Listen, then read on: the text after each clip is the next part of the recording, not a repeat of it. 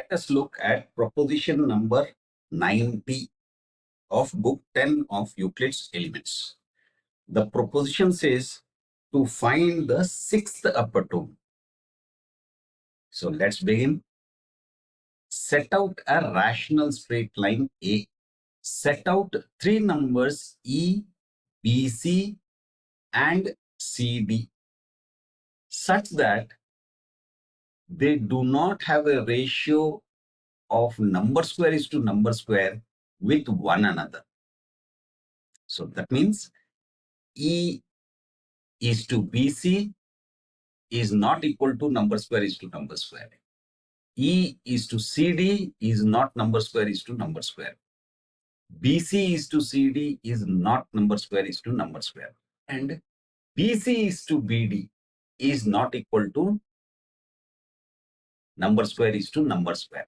Now find FG such that E is to BC is equal to the square on A is to square on FG.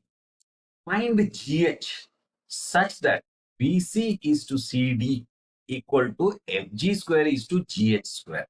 So the way we are doing this is, if you notice, E is to BC, E is to CD is equal to A square is to FG square is to GH square. A square is to FG square is equal to number is to number.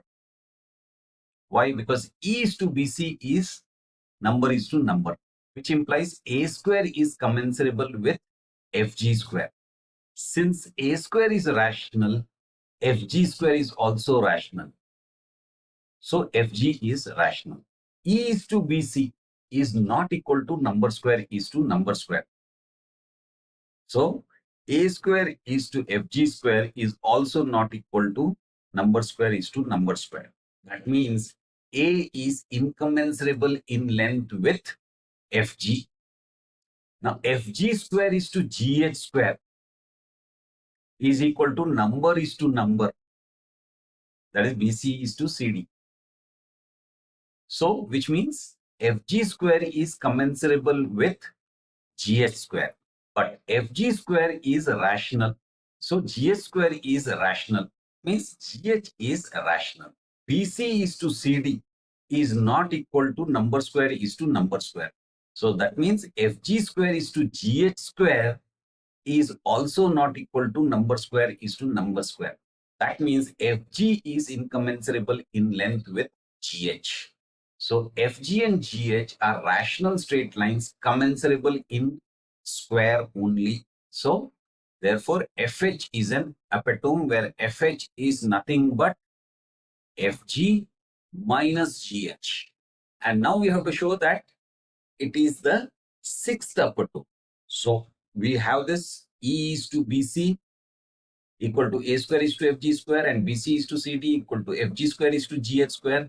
So we can combine these into a single statement. E is to BC is to CD is equal to A square is to FG square is to GH square. E is to BC is to CD. A square is to FG square is to GH square. So X equally E is to CD is equal to A square is to GH square. E is to CD is not equal to number square is to number square. Therefore, because of this proportionality, A square is to GH square is also not equal to number square is to number square. So A is incommensurable in length with the GH. So we have FG and GH are incommensurable in length with A set out. Let's find K such that FG square is greater than GH square by K square. Since BC is to CD is equal to FG square is to GH square, in conversion we can say BC is to BD is equal to FG square is to K square. BC is to BD is also not equal to number square is to number square. So therefore FG square is to K square is also not equal to number square is to number square. It means FG is incommensurable in length with K. So we have Fg square is greater than Gs square by K square, where K is incommensurable with Fg and Fg and Gh are incommensurable in length with A set out. So by the definition of a sixth upper tone, we can say Fh, which is Fg minus Gh, is a sixth upper tone. So that is proposition number 90 of book 10 of Euclid's Elements. Again, let me remind you, there is a link to a PDF book which describes all these propositions in detail. Please feel free to download it, refer to it, and if you think somebody else can also benefit from it, please do share. That's it for now. Bye.